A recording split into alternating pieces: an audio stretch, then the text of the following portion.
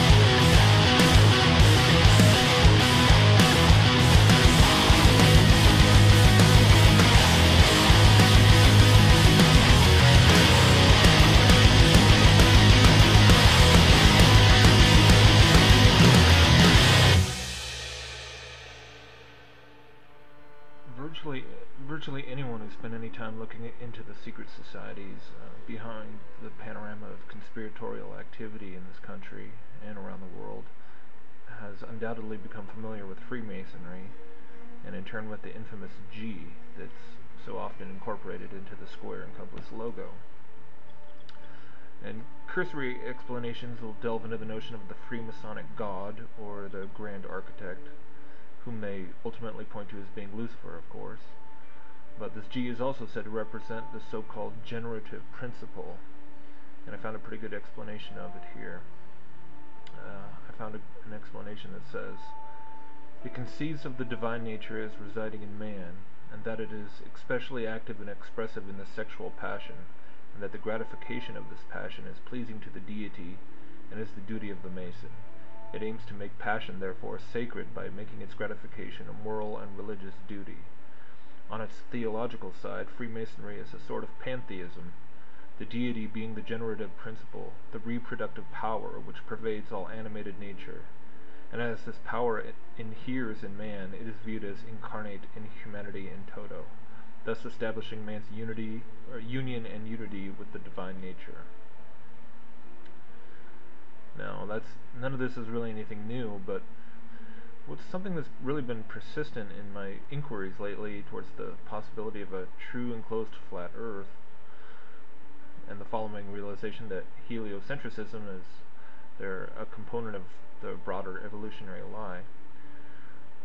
The more I think about all this, the more it very much seems to me that the whole NASA paradigm, if we could call it that, in many ways serves to essentially indoctrinate the masses not just with lies, but lies that are actually materialistic or scientistic versions of ancient occult or Luciferian doctrines.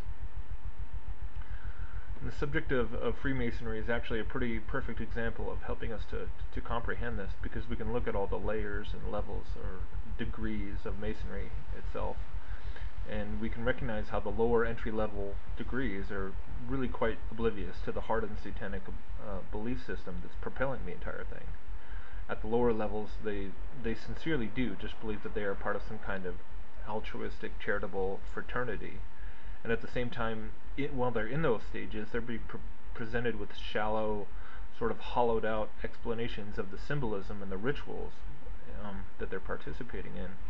And if they continue to progress in the brotherhood, they will eventually become privy to the deeper meanings, quote unquote.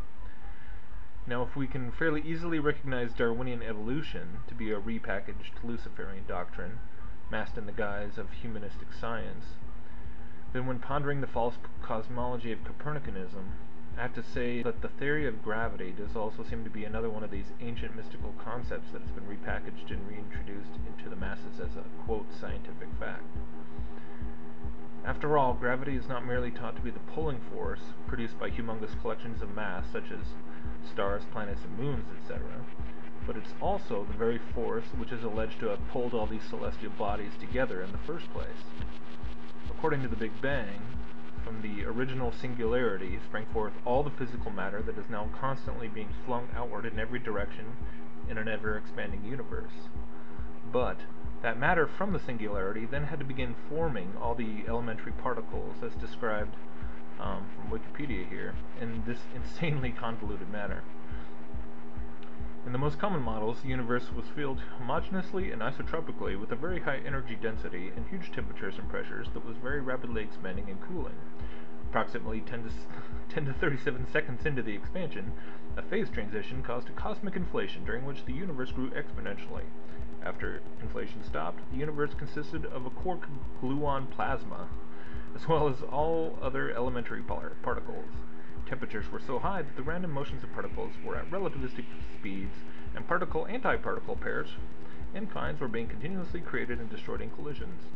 At some point, an unknown reaction called baryogenesis violated the conservation of baryon number, leading to a very small excess of quarks and leptons over antiquarks and antileptons, of the order of 1 part in 30 million. This resulted in the predominance of matter over antimatter in the present universe. Of course, this is pure nonsense, but if you throw in enough impressive-sounding words, then you can make it appear quite scientific indeed. First, the elementary particles somehow are formed in all the heat and from an explosion which occurs for who knows for what reason.